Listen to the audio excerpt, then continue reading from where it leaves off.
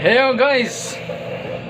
At mga kabalbas, ito naman tayo, magluluto naman tayo ng simpleng pagluluto lang ang gagawin natin. Tubo na naman Ang natin. lulutuin natin ngayon ay semi-chapsuy. Ayan po, semi-chapsuy.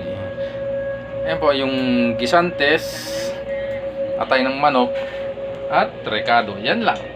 Saka yun na yung dalawang paminta at saka betchin o kaya anting-anting ang gamitin.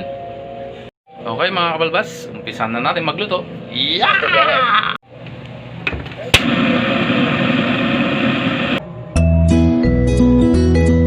Isa muna natin yung atay.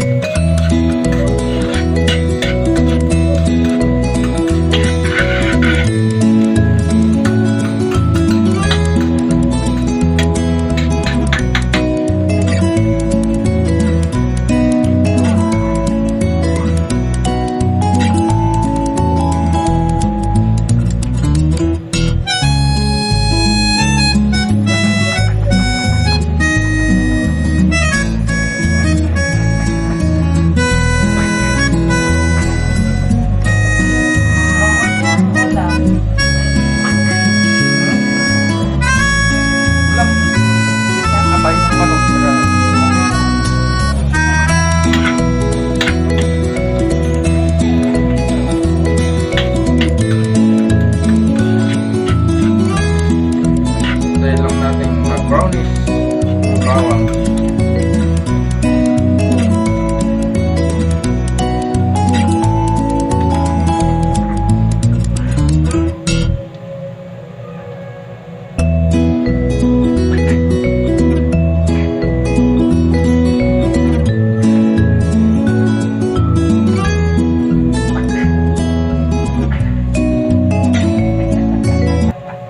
Habang naantay natin mag brownies yung bawang, ay inaaliw ko muna ang aking baby.